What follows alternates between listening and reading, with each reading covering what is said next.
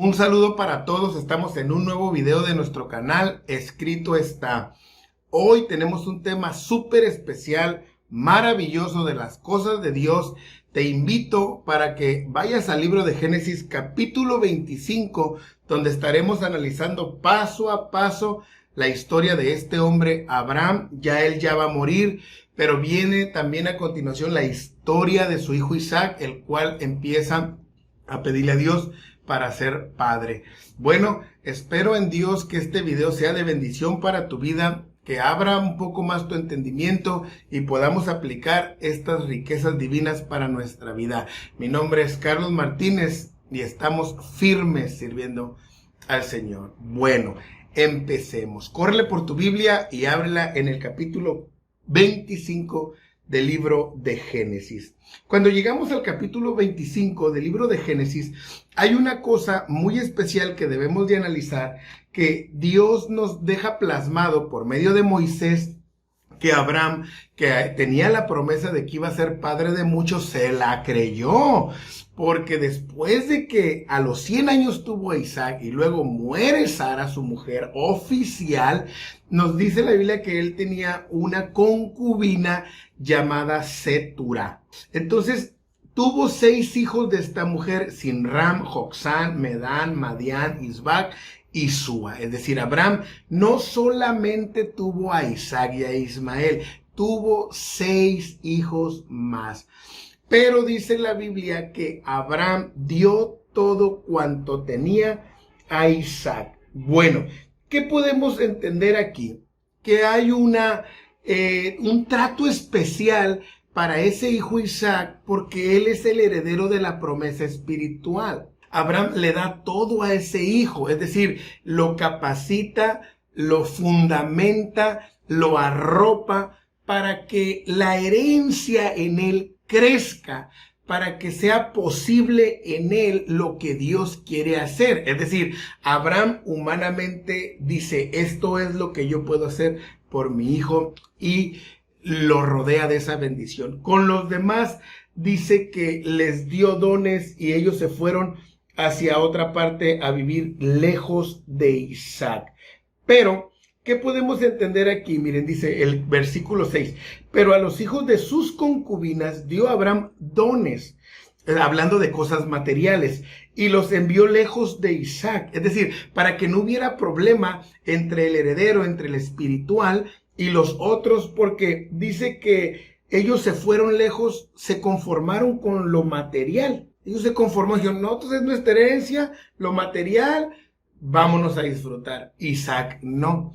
En este tiempo vivimos de repente esta dualidad de nuestras casas con nuestros hijos. Hay algún hijo, una jovencita que anhela lo espiritual, que ama lo de Dios, que quiere continuar el ministerio que ha visto en sus padres, pero también hay quien no, de los hijos, a quien le gusta el mundo, quien prefiere lo material, quien ha puesto sus ojos en lo terrenal.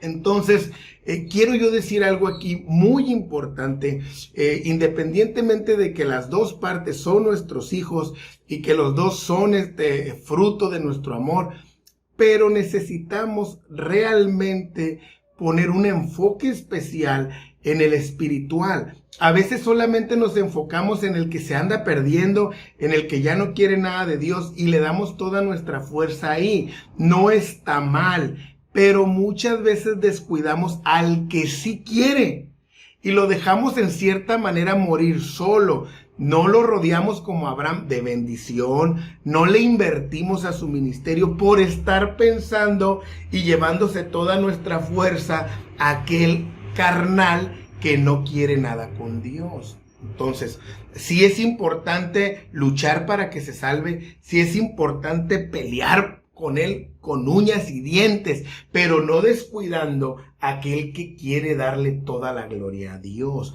Entonces, es una parte que no debemos nosotros inclinar la balanza. A veces un papá dice: pues es que mi hijo, mi hija sí ya va a la iglesia, pero me preocupa el que no. Pero a veces el que va a la iglesia, ese necesita una plataforma para ir más allá de donde él solo ha podido ir, mientras rescatas del infierno al otro.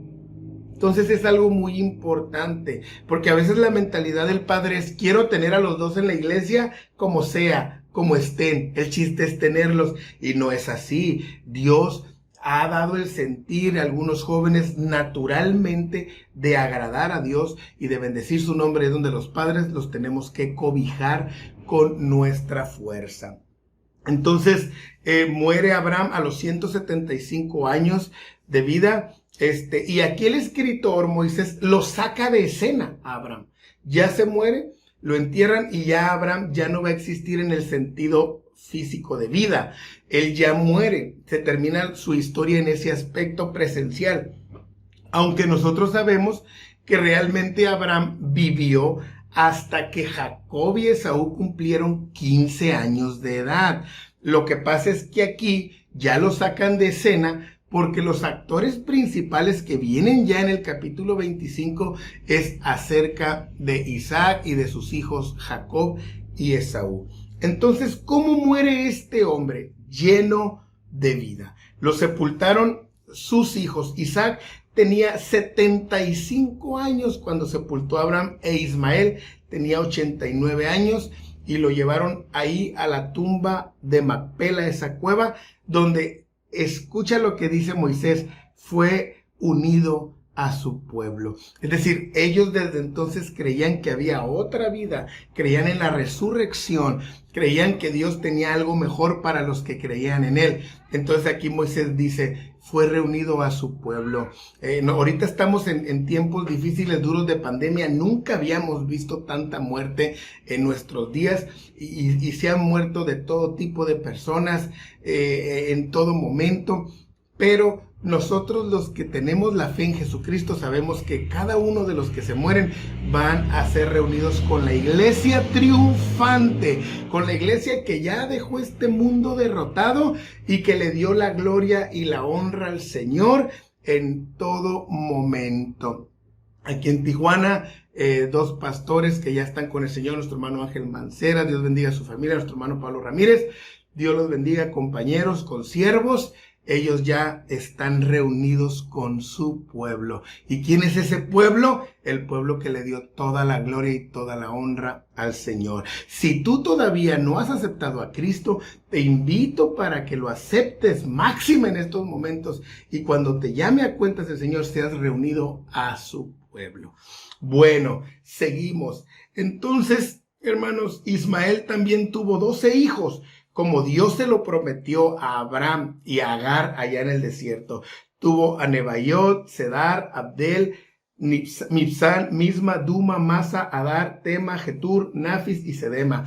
12 príncipes por sus familias. Así como las 12 tribus de Israel, ellos también tuvieron 12 príncipes, y fue un pueblo muy grande, que son la base, la descendencia de los árabes.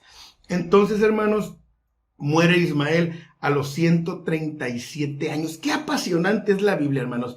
Qué regocijo es ir y meternos en esas profundidades, verdades que Dios tiene para nosotros. Le doy gracias a Dios porque este canal ha ido avanzando poco a poco en los suscriptores, hermanos, porque es un canal en el que hablamos verdades bíblicas. No es un canal para entretener ni para decir tonterías, es para hablar la verdad, hermanos. Así de que si a ti te interesa la verdad, o conoces a alguien que le interesa lo serio de la palabra, compártele este canal para que se suscriba y para que él pueda disfrutar de estas verdades poderosas. Es apasionante hablar de Dios. Entonces llega Isaac a la escena, al cuadro, ya como personaje principal. Dice que Dios bendijo a Isaac en todo, y él está viviendo ahí en el pozo del viviente que me ve. 40 años tenía cuando se casó. En el capítulo o en los versos anteriores ya le habían dado muerte a Abraham, pero realmente cuando Isaac se casa, que tiene 40 años, Abraham tiene 140 años de edad. No podía tener hijos. Oró por Rebeca y Dios lo escuchó. Es decir, este hombre, hermanos, Isaac, tomó su papel de sacerdote para pedirle a Dios por su mujer, la cual quizás el primer tiempo se la pasaron, dijeron: no hay que tener hijos, hay que disfrutarnos como pareja, hay que estar bien, mira, aquí disfrutando del pozo del viviente que me ve, vámonos al desierto a caminar, a reír. Y a lo mejor cuando dijeron: ya necesitamos tener un hijo, y vieron que no podían tener un hijo. Entonces este hombre toma su lugar como sacerdote y empieza a interceder. Dice la Biblia que oró, pero la palabra es que lo hizo fervientemente, es decir, rogó: Señor, es tu pacto, es tu promesa, tú dijiste que de nosotros iba a salir un hijo. Y qué maravilloso es cuando nosotros le pedimos a Dios conforme a su plan, conforme a su voluntad. Ellos no solamente dijeron: qué bonito sería tener un hijo y darle un bibi y que corra y vestirlo como yo. No, ellos tenían un plan divino, por eso le estaban pidiendo a Dios. Y cuando tú le pides a Dios conforme a su plan, entonces la respuesta va a ser segura. Pero tenemos que saber cuál es el plan de Dios para poderle pedir de esa manera. Entonces, hermanos, aquí leyendo la palabra de Dios, vemos que ora fervientemente porque Rebeca no puede tener hijos y Dios le responde. Es importante, hermanos, tener un buen plan. Si tú no, a los jóvenes que un día se van a casar, tengan estructurado un buen plan para cuando tengan hijos. Si eres un matrimonio joven, ten un buen plan. A veces solo se preocupan por que su niño traiga ropa de marca, porque su niño vaya a una buena escuela, que su niño tenga ahí un fideicomiso, no sé, pero no se preocupan por darles un buen ejemplo, un buen cristianismo y que ellos anhelen lo espiritual para lucirlos. Oh, qué bonito niño, oh, qué bonita niña. No, hay que tener un plan divino para nuestros hijos siempre. Entonces Rebeca, dice la Biblia, que concibe un hijo en su vientre. Dios les contestó. Y imagínense el gozo de aquella mujer que ya tenía 20 años y no podía embarazarse. Oh, Dios ya me hizo que yo tuviera vida en el vientre. Pero esa felicidad le duró muy poco. Cuando no tenemos un plan para nuestros hijos, puede ser que la felicidad de haber tenido hijos nos dure muy poco, porque a veces van creciendo y no los instruimos, no los reprendemos, no los encaminamos hacia el bien, y al rato aquel niñito, aquel bebito, aquella carita hermosa se convierte en un monstruo, en un patán, en un carnalón, en uno que no quiere nada con Dios, o en una muchacha sensual, que aquellas alegrías quedan borradas por las tristezas de su adolescencia o de su juventud. ¡Qué necesidad! Todo por no hacer un buen plan en el que Dios sea la parte principal. Entonces, dice ella, Rebeca sufrió, pero desde el vientre. Había una lucha ahí, los hijos luchaban ahí adentro, ella no sabía qué pasaba. Cuando vamos a la fuente de la palabra de esa lucha, dice que se aplastaban entre sí, o sea, no era como que hay una patadita, no, estos se andaban aplastando internamente entre sí. Era el origen de una lucha que empezaba en Dios, que él ya le había dicho desde Génesis 3:15, que iba a haber una enemistad entre el que anhela lo espiritual y el carnalón, el mundano y el santo. Iba a haber una lucha, iba a haber una guerra constante. Cuando las iglesias, cuando el liderazgo, cuando el pastorado dejamos de luchar por lo santo, entonces ya hay una amistad entre los ministerios. Son mundanos, pero que ministren. A mí qué me importa, con que diezmen y cooperen, porque dejamos de luchar. Pero qué difícil es cuando los pastores seguimos luchando por lo santo, por lo espiritual. Esa guerra, hermanos, se tiene que pelear porque es una guerra dictaminada por Dios. Entonces, esa lucha está originada en Dios. Ni siquiera empezó en Jacob y en Esaú. Ahí en ese vientre estaban luchando. Había una guerra. Y esto es un texto maravilloso para no estar a favor del aborto, para decir que es un asesinato.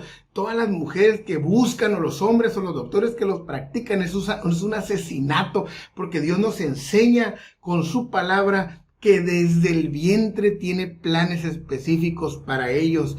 Y si Dios permite el aborto, muchas veces es para que más nos demos cuenta de la maldad y las aberraciones que hay en esta tierra llena de suciedad. Es para eso. Entonces, le dice el Señor, mira Rebeca, ahí adentro traes 2 pueblos. Ah, caray, dijo Rebeca, o sea, tengo 2 hijos ahí, cada uno representa un pueblo.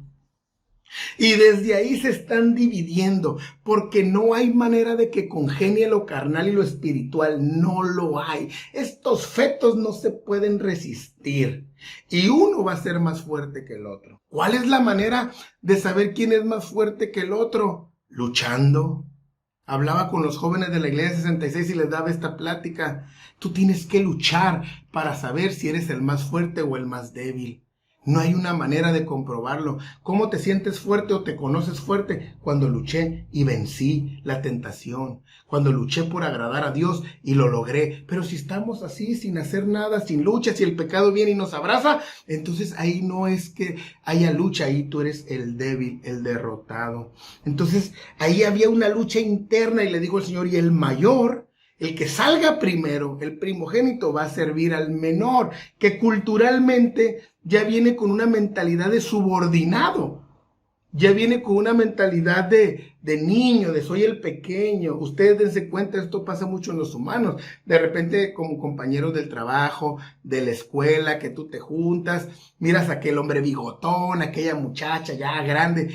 Pero cuando están con su mamá y son los menores, llega como ese espíritu así de que, soy el bebé, aunque ya para los demás pues eres un adulto, ¿no? Es una mentalidad que hay en nosotros, desde que llegas a tu casa, él es el pequeño, como que, sí, háganme las cosas, aunque ya eres un viejón o una viejona así. No, ya, es que él es el chico, ya, sí, cierto, yo soy el chico, te paguen los demás. Todo ese tipo de cosas está en la mente. Entonces, desde aquel tiempo la cultura pues era una subordinación. Él nació primero, él va a ser el jefe, él va a ser el administrador, él va a ser la cabeza, él nos va a guiar, él nos va a sustentar, en cualquier situación voy a ir hacia él y él me va a resolver. Esa es la mentalidad del subordinado y Jacob nació siendo subordinado. Entonces le dice el Señor, hay gemelos en tu vientre y nacieron. Primero nació Esaú, muy diferente físicamente, rubio y peludo, dice como una pelliza. Cuando dice que era rubio y peludo, hermano, se refiere a que era un niño con una estructura fuerte, o sea, que era un niño bien dado, como dicen, este chamaco está muy dado, ¿no? De eso que le quieren mover la mano y todos duros, así ya vienen bien musculosillos. Y el otro, o sea, era cuando dice que era como una pelliza, era un peluche, así está lleno de pelo Esaú. Bien bonito, bien curiosito, pero Jacob no. Jacob era diferente en su forma estética, y lo característico de esa porción, de ese nacimiento, es que cuando él salió agarrada su mano del talón de su hermano. Es decir, él salió en segundo lugar. Su vida empezó en derrota. Él salió perdiendo. Le ganó la lucha, le ganó la pelea Esaú por fuerza, por músculo, pero Dios así lo permitió.